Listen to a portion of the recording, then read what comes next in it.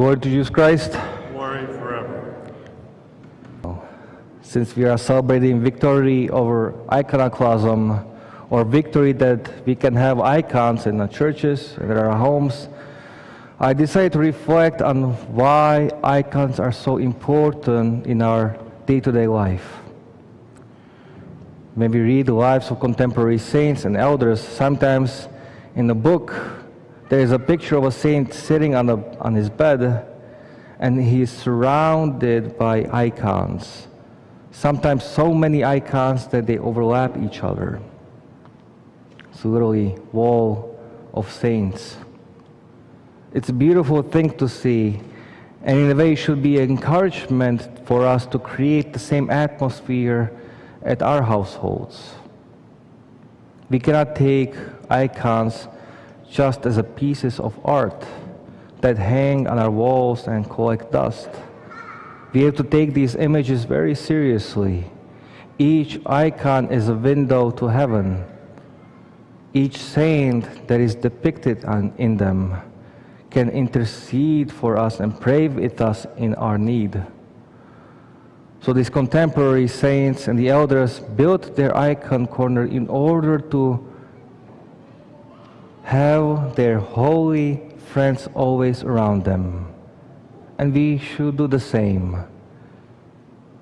We will always imitate those who we are around. If we are around bad people, we will eventually maybe not become bad, but for sure we will become numb to good things. If we are around good people, we will strive to be better. If we are around saints,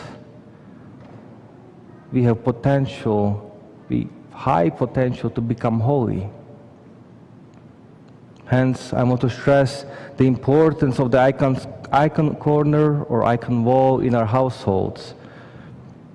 You heard me say this all the time last year. What we bring from our households, from our prayer corners, that's how our Sunday Divine Liturgy or Feast Day experience will be. If we attend to our prayer life and spend time in front of our prayer corner, in front of all these saints, even if we don't want to, the Sunday or the feast day will be very fruitful for us and very spiritual for us. If you don't tend to our prayers, then Sunday can become just a show or a play that we attend with very little meaning. Icon corners or icon walls should be the center of our life. It is a place where we start and where we finish our day. If it's possible, the icon corner should be placed on the eastern side of the household. And this is to replicate how we pray in church and how our church is built, facing east. And we rise with prayers with the sun.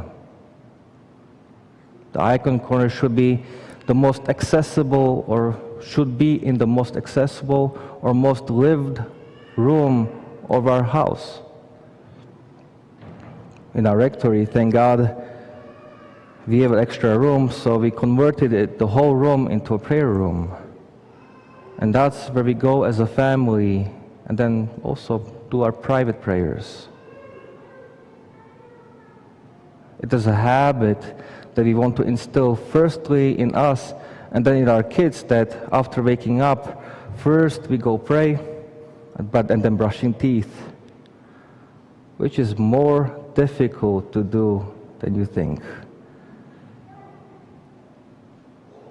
And then breakfast and other activities. Our icon corner should grow with our spiritual life. We should have basics, the crucifix, the Mother of God, Christ. But then we should slowly expand it. First, we should have our patron saint, after who we are named for. If there is no saint like this, well then maybe somebody who we consider as our spiritual father or spiritual mother. And then when we read lives of saints, or if we hear of a saint that has moved us to pray, to fast, to do any kind of this spiritual exercise, then it's good to have an icon of that saint so we can pray to him or her. Many suffer with sicknesses, and there are many saints who fought tough health battles and won. Or maybe their prayer was strong, so strong that their prayers healed somebody. So it's not bad to have a healer between our friends.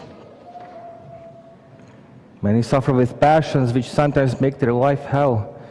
And the most beautiful thing is that when a person fights with this passion and finds a saint who struggles with the same passion and overcame it, when they receive the icon, when the icon is blessed, and usually with a constant prayer to that saint, a little miracle happens. A healing comes which can prevent a person from falling into the passion again. Each one of us should have a church patron in our prayer corner.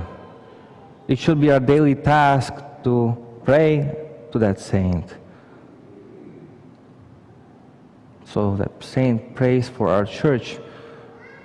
So the saint make our church God-pleasing, so he can protect it and grow it. Look, it's not just the priest's responsibility to pray for the church. It's up to each of you. The more prayers we pray for the saints, the more beautiful we are.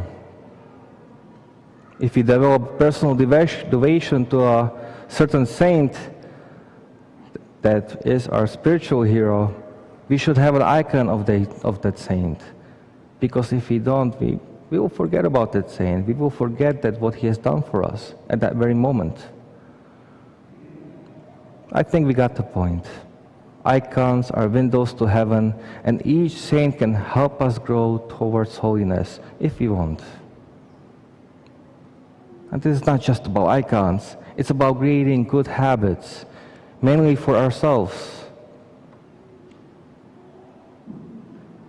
No theological discussion is as powerful as a day-to-day example of parents and godparents praying and saying the prayers in front of the icons. Because of our actions, we practically show our children what is the most important thing in our life.